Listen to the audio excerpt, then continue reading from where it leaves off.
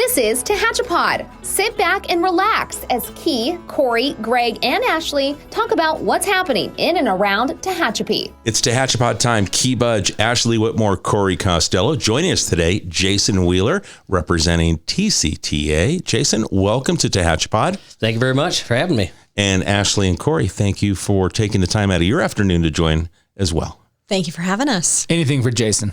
How about that? Anything for Jason. Okay. Yeah. So how long? Okay. So it's hard to find anyone that Corey doesn't know Right. in the community. Mm-hmm. I mean, I don't know about for you, Ashley, but for me, I'm always meeting new people. But for Corey, it's just kind of like a reconnection. When I leave here, I try and not go anywhere other than my home. So That's correct. That's right. Corey's on every Must committee. be nice. Yeah. He's a part of everything here in town. So how right. far do you guys go back? Like 5 years, probably? 5 years. Yeah. Okay. Yeah. Jason's an everything music guy at Mountain Bible Church. So he plays at everything under the sun. So, Okay. yeah. All right. So very good. So today you're representing TCTA. Yes, I'm directing the upcoming show Clue on stage. Great show. It's basically, if you know the 1982 movie Clue, it's that movie but designed for the stage. It was written a few years back. It's a great show, though. I really enjoy it. Having a good time. Great cast. Great production team. Tell you what, I've been a part of theater most of my life. Right now, I have to say this is the best group of people I've worked with, as far as not just the cast, but the board as well. Everybody's just willing to step out and help you out where you need help. Everybody's involved. It's amazing. Really. And there's like I think there's I was talking to someone who was talking about the set a little bit. Now, isn't there some of the sort of board game stuff kind of built in, right, as well? Wow. So when I was designing the set, I don't know if you know who James Carhart is, but he usually helps with designing the sets. I got lucky enough for him to be out of town. So I didn't, I didn't get the professionals have left the building. I didn't get his expertise because, I mean, the man is amazing. He knows what he's doing for sure. And he still does like battle bots and stuff, right? Like Las Vegas. He's doing big From what time. I understand, he's still running around doing what he does the best. He helped out a little bit. He gave me some pointers and gave me some documentation to help me create the set. I was sat down with the grid paper with the stage on it, said, how am I going to fit 7 rooms on this tiny little stage? Well, go right ahead and tell us. How did you fit 7 rooms on the stage? I tell you what, that set is using up every available square inch of that stage, visible square inch of that stage. It really is. So, but I'm not going to give it away too much. You know, if you want to really see what the set looks like, you have to come in and watch the show. Nice. Yeah. Good teaser. Now, I've heard, is it interactive somehow at the end or anything like that? No. Okay. No, it's not. It's not really like that. It's got an ending I didn't expect. Okay. You know, because it's not quite like the movie. Mm-hmm. And of course, if you play the game, you know who did what, where, and with what. You know, but it's a different type of ending, but it's a good ending. Okay. Yeah. That's awesome. Well, the cool part is, we had this conversation with Chris Morales when she was here about how, I know it was definitely with the Christmas Story, that was part of it. It's amazing how you're always able to maximize that set and that stage and that limited space to make it look 4 times the size that it actually is. But it also kind of gets you creative, right? I mean, you've got to get really, really creative, and that kind of adds to the sort of charm of the BeeKay Theater. Yeah, absolutely. Yeah, I've been blessed enough to work on bigger stages that accommodated for larger sets, but it is definitely, the challenge is what makes it fun. You know, if there's not a challenge, you're not growing. You know, and you have to have growth somewhere, and that's how you get it. And this stage is definitely challenging when it comes to larger shows, but you're right, it's amazing how somehow the BeeKay and TCTA have been able to pull off some pretty large set shows on that tiny little stage. Awesome. So for those that are only familiar with the game and not the Tim Curry classic from the 80s, without giving away the whole show, what can you kind of tell everybody about the show that maybe is going to bring them in, draw them in? It's set up in such a way that you can definitely see the characters portrayed kind of as they were in the movie, but also how you might have imagined them while playing the game. You've got a seriousness about the characters with a lot of folly going on around them. It's written well. And I tell you what, my actors, I don't want to give too much away. See, that's the thing. Don't give it away. It's written, just draw us in. It's really written well, and all of my actors have pulled their characters off perfectly. Nice. So, yeah. Tell us a little, because, okay, I've never played the game. What? I've never saw the movie. I have to leave. Bye. Yeah. See ya. Oh my gosh, Key. I was Prep not. fail. Sorry. So You had all weekend to at least watch the movie. You've got a 5-year-old grandson you could have played the game with. No. He's not going to invite you back anymore, Ashley. You better Right? watch it. I know. True. I have never played the board game, and I've never seen the movie. Okay. So, I mean, we're talking about creative characters, but I'm drawing a blank. So it's a mystery. Okay. Obviously, about it's a whodunit, of course, and it's a whodunit where everybody's accusing everybody. You know, people are dying off left and right, and they're just trying to figure out what room, who it was, and with what weapon, just like the game. And so the story on the stage is built around that premise, which is why I have 7 rooms on the stage. Yeah. You know, so, but yeah, That's crazy. You just follow it and yeah, I don't know what to say. It's good. I just don't want to give away. Okay. Well, Corey, we still got that key to the BeeKay. We can go I see know, it. right? See the We can set. take a peek. well, let's talk a little bit about the actors that are involved. Yes. I mean, you were talking about how they're really getting into the character, and so let's talk about some of these performers. Well, and I've done it too, so I can't say that I'm picking on any one person. There are times where you come into a show as an actor and you just don't find the niche for that character that you're trying to get until you're halfway through rehearsals. You know, when my cast came on board, they within a couple of weeks were finding their character, which that's rare for all of your cast members to do that. And I tell you what, every single one of them did. It was great. They have been working hard on memorizing their lines. They automatically started, oh, hey, what about this for costumes, that for costumes, taking it to my costumer, getting things approved. We've really become a family because it's all about open dialogue, as with anything, I'm the director, but I can't see everything from sitting out in the audience. And if my cast says, hey, what do you think about me doing it this way rather than that way? And they'll explain to me why. And 9 times out of 10, I'll go, well, yeah, you're right. I'm not up there. That probably would be easier for you. And it still looks good. So, and because we have that open communication, I think that's helped a lot with the progression of them finding their characters, them getting into the show, them having a good time. Because ultimately, it's community theater. Nobody's getting paid for this, and it's all about having a good time. And why do it if you're not having a good time? So now, what about I know you mentioned it briefly, but you have a history, theater, that sort of thing. Mm-hmm. And I think when you and I talked a couple years ago, you said, I'm not getting back into theater. I'm way too busy. And next thing I know, you're acting in a play, and now you're directing. So well, I did step away for almost 4 years. Yeah. We moved here about a little over 8 years ago, and about 4 years ago, I went back to university and got my degree. Yeah. And I did do a show in the early part of being in university, and that's when I said I've just got to stop. I can't work full time, go to school full time, and have something this big eating up the rest of my time. So yeah, I did step away for a little while, but I'm glad to be back. I got my degree. We're good. I got my job. I'm good there. So what was your history in theater like? I mean, was this from high school on? Was it earlier? And it was what high other school. groups did you work with? I was all 4 years in high school. I was in theater. I didn't do theater probably for about 4 years after getting out of high school, but then I got back into it. When I moved to Susanville, that's way up in Northeast California, true Northern California, mind you. San Francisco is not Northern California. Yeah. It's its own state, isn't it? Practically. It really is. Nation, actually, I believe. The state of Jefferson, they like to call themselves up there. But I got into what's called Best of Broadway, which is just, picks certain songs from each show, and you do an hour and a half worth of various Broadway shows. And I did that for a lot of years. It was really entertaining, and we're talking about a cast of anywhere from 70 to 100 for that show. It was pretty big. But that was really a lot of my experience when I got back into acting. Yeah. But I didn't get back into the drama stuff till I came to Tehachapi, and I was able to get back into the not singing stuff. Yeah. Which I just get roped into often. So Nice. Now, TCTA, when we had Chris on, I'd asked her about the volume of productions.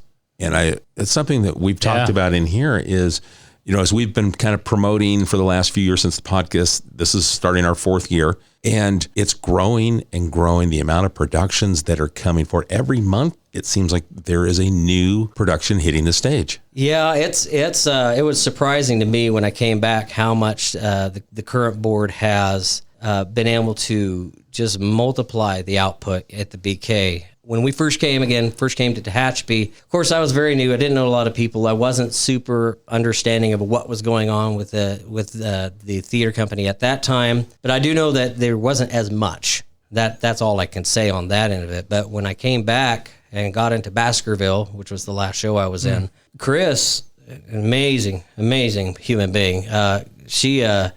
She just started kind of, this is what's going on. This is the plan. That's the plan. She just started talking about it. It's about as fast as she probably said it too. Yeah. And I'm like, this is to me, it's like, oh man, this is amazing. This is great. It's what's nice, for somebody who's not able to heavily involve. If I was retired, I'd probably be there all the time, but I can't be super heavily involved. But because of the amount of entertainment they have coming out of the BeeKay, I know that at any time that I do have time, there's going to be something available for me to audition for, and I think that's amazing. It is, for those of us who have the art heart, to be able to just jump in anytime and go, well, okay, maybe I can't be on stage, but I can be tech, or I can just help out with sets or something like that and be involved when I'm able to. That's great. It really is great. So I love the amount of stuff they have coming out of the BeeKay. What made you want to direct? So in Susanville, Crystal, my wife, and I, we owned a theater company up there. It had been a nonprofit, but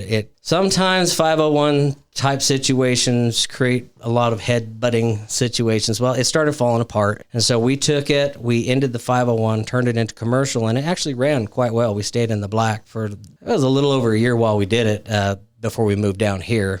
That was the last time I had directed. And so it's been 7 years, 8 years, 9 years. Been a while. And I when they were picking shows and they brought up Clue, I thought, man, that would be just it. That would be so fun. That would be a challenge. And it has been a challenge. But, and it's been worth it. Every bit of it, a lot of hours. I was adding up last night. I think I've probably put in close to 300 hours. Wow. On this show, between sets design, set creation, because I had to build the set. It's one of those things you got to put it on the floor, and then I had to orchestrate all the music because all we got was the score. So I was like, okay, put that into my software, create the music. But it's stuff I enjoy, so no complaints at all. It's just it's a labor of love, definitely. Now, how many people are involved? How many actors do you have, and then behind the scenes, all the people that we don't get to see? Behind the scenes, Chris has helped a lot. Dave Faber's helped a lot. Lisa Meredith is amazing. She's my assistant director. My wife is wardrobe, Crystal. We've got some of our cast family who have come in and helped. And, of course, the cast themselves, they need to learn their lines. They all have jobs. But, where they can, they've come in and helped out, too, on that end of it. Whether it's helping build or paint or whatever, they've come in and helped out where they could. So I would say, I never counted. It's a pretty good sized cast. See, I think we've got 10 in our cast, which is for that stage is a pretty good sized cast. Yeah. And then as far as operating backstage during show, there's just a couple people, and in fact, Lisa's one of them. So. Yeah. I was going to say, with 10 people, we've got our tech people up top too, with 10 people in the production, and they're not always on stage at the same time. There's not a lot of room backstage. Now here's the neat thing about that. There are only 2 characters that get to leave the stage once the show starts. Oh, okay. Nice. Aside for intermission. Sure. There's only 2 characters that get to leave the stage. Otherwise, my main characters are on the stage the entire time. Wow. So, and you'll get to see how we work that out too. For sure. When you come watch the show. Does it make it easier? Like, we talked about the movie a little bit. And so when you have these productions that are whether they're, a film adaptation or vice versa, maybe the film was made after, the play was produced previously. Does it make it easier or tougher when you have a reference point of a film and a character? Because do you feel like maybe they're trying to be too much like the movie, or are they, does that have a positive or negative effect? Well, does it even matter at all? That's relative, really. It depends on the show. Now, this particular show, the storyline for the stage production was supposed to mimic the movie as much as you could on stage. And so when you're watching the movie, you're getting it's really helpful for designing the sets and stuff, and obviously the game board helps out too. When it comes to my actors, it was as simple as, listen, you know what the characters are supposed to be like, but also make them your own. Don't stray too much from what people are expecting to see. Don't mimic them exactly, because then you're not acting, you're just parroting. Right. You don't want to do that. So cool. How many nights a week are you rehearsing? Well, we're coming into Hell Week, and Hell Week is the week prior to opening. So this week, every night. We have been practicing 3 nights a week. Okay, So That's a good commitment for these guys out there. it is. But I mean, the return that we're hearing from the community from all these productions is that it's so well done, and people buy in. They're in. It's like from the moment it starts, they're in, kind of leaning in and paying attention to everything that's going on. So, I mean, it just shows that dedication and hard work, it pays off from all the results that we're seeing. it does. It absolutely does. I can't thank my cast and crew enough for all that they put into it. Just like with raising a child, it takes a village to put on a show. So, and that's the thing. If you have any one part of the cast and crew, because I've got to say this, it's not just the actors that makes the show.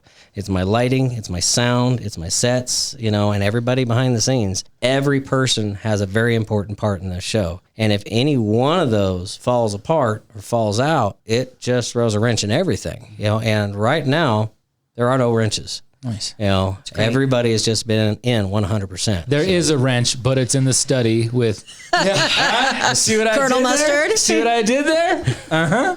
Yep. Who does? I have no clue. I know you don't. No clue. No clue. Oh, there you go. nice pun. That's punny. Well, Jason, so we've got Hell Week upon us. That Yes. means, like you said, opening night is right around the corner. Yes. When are we debuting? Friends and Family Night's going to be, I don't have a calendar April on 14th? me. No, that's 13th. April 14th is opening night. Okay. April 14th, that's our hard opener. Friends and Family, which I call soft openers, that's Thursday the 13th. Cool. Yeah. So the next week, now my cast, I promised them, because they have been working hard. I said, listen, guys, we're going to go through Hell Week. And if by Friday I'm very happy with the show, we will take Saturday through Tuesday off. If not, then we're going to have to do some stuff. But but as hard as they've been working, and they, not only that, it's rare that you get a group of people to agree on a time and dates for rehearsals, but they have been rehearsing starting at 7, and so we've been running into the 9 o'clock hour every time the last couple of weeks to the 10 o'clock hour. Getting things perfected and worked out. And it's you got a group of people that are willing to stay up that late. Yeah, I couldn't ask for anything better. It's cool. Really. All right. So we've got Clue. It will be here at the BeeKay Theater. It's being put together by TCTA. And if you want tickets, you can go to tctonstage.com. So the run dates were open to the public are April 14th and 15th. We've got the 21st, 22nd. And the 23rd is going to be, I guess that's a Sunday matinee. It's a matinee. Okay. So the 23rd and 30th are matinees. And then we've got Friday, Saturdays of the 14th, 15th, 21st, 22nd, and the 28th and 29th. Yeah. Now, is there a difference between, I'll go back to a sports analogy. That's where I live. Playing a night game versus a day game. Yes. The evening performance versus the Especially matinee. right after the night game. Like you play that Sunday game after the Friday, Saturday night games. Like it's a different animal.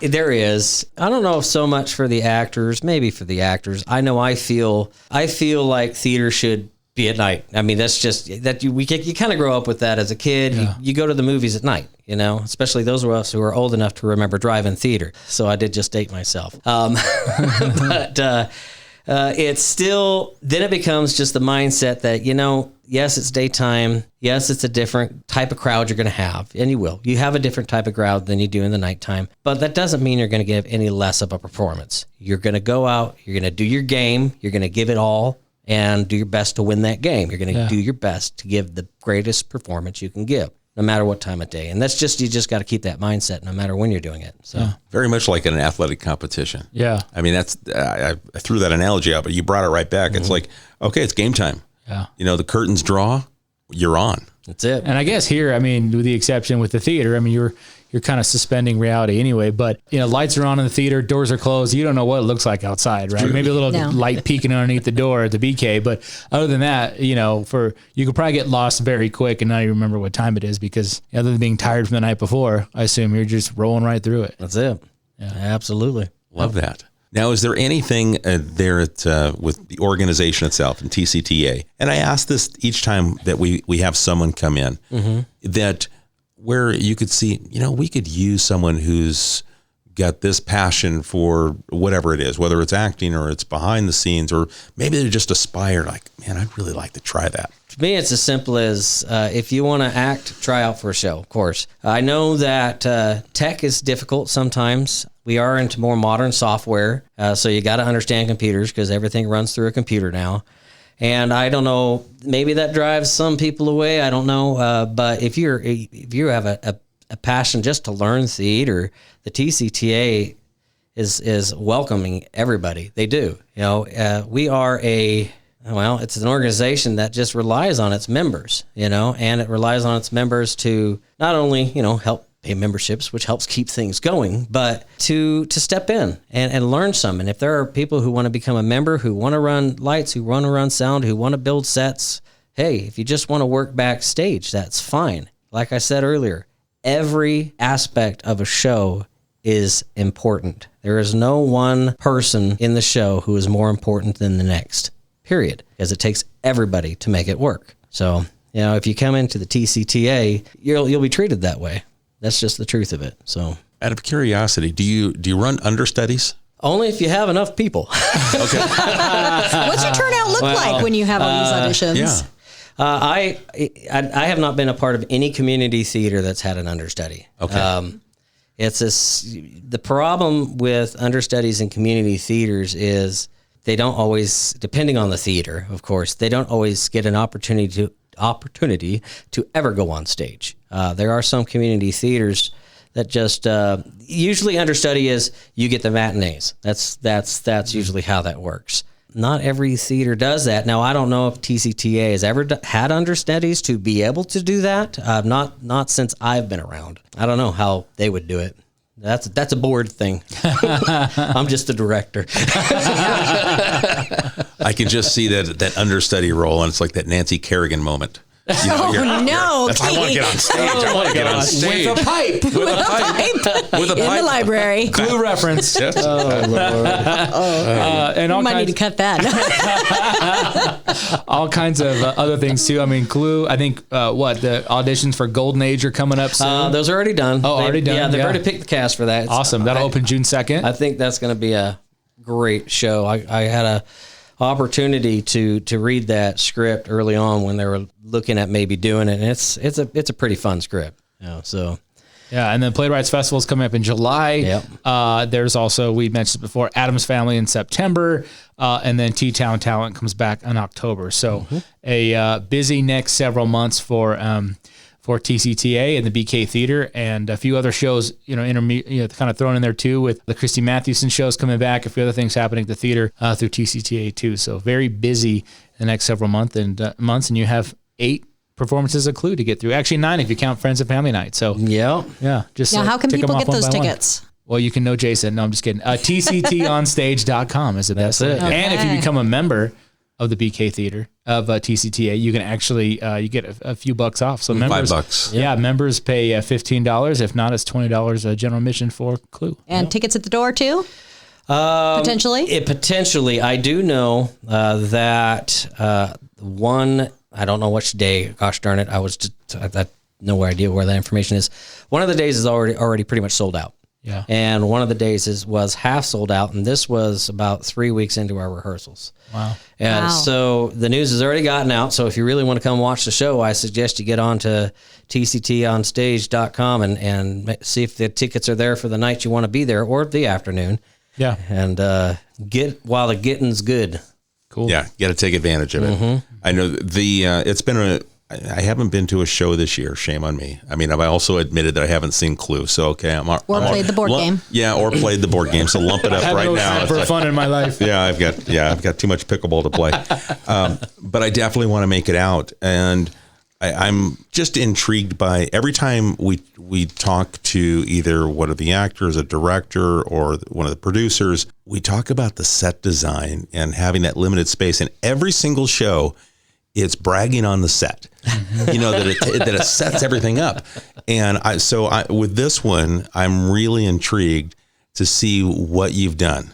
So that's one of the things that we'll be looking for. So maybe we will have to take the keys and let ourselves in. Yeah. Now. Usually there's people working there during the day, and of course the weather's been so cold, but when the weather's nice, the door's open and you can, or someone says, "Hey, come look at the set." Usually, they see us walking by. "Hey guys, come look at what's going on." Yes, but they're very proud of it. You can look at the set with the work lights on, but it's just not the same as with the stage lights on. That's what it's designed around. And lighting plays a big part in trying to create 7 rooms on one stage. It's a complicated set. It's a complicated lighting script, and it's a complicated sound script for this show. It's a very involved show. Nice. So I can tell you that much. Cool. Right. Well, that's all he's going to tell you, though, because he wants you to see the show. I want you to see the show. If you want to enjoy a beautiful spring evening or afternoon here in downtown Tehachapi, plenty of things to do. We've got the wine tasting at Stray Leaves, great eateries. We've got the antique row. You can spend the entire afternoon leading into the evening. Park once and enjoy everything that downtown has to offer. And of course, the main course is going to be Clue here in April. That's it. All right, Jason. Anything that we didn't ask you that maybe you wanted to throw out there or tease? Did we hit enough points here where I think that I'm intrigued? Never playing the game, never seen the movie. Yeah. I'm intrigued. I'm expecting by May you will at least have done one of the 3.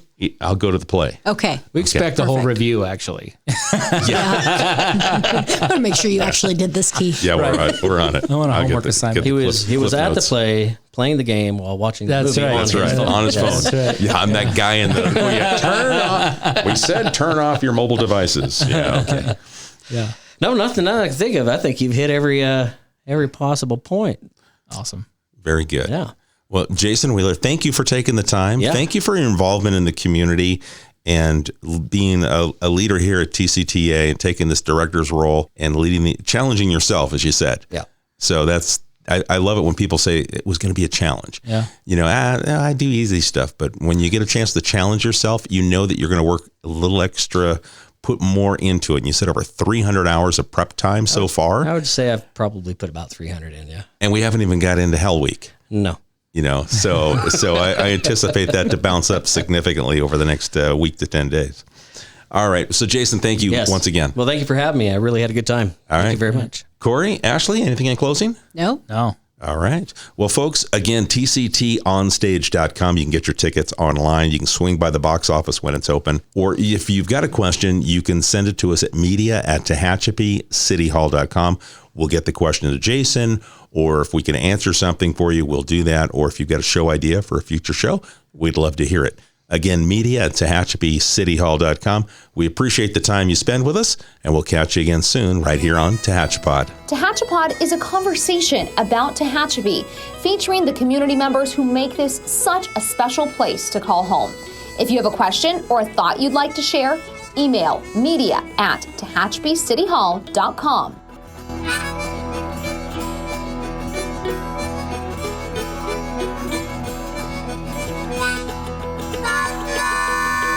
Thank you to Gary Mazzola for sharing his song, This is Tehachapi.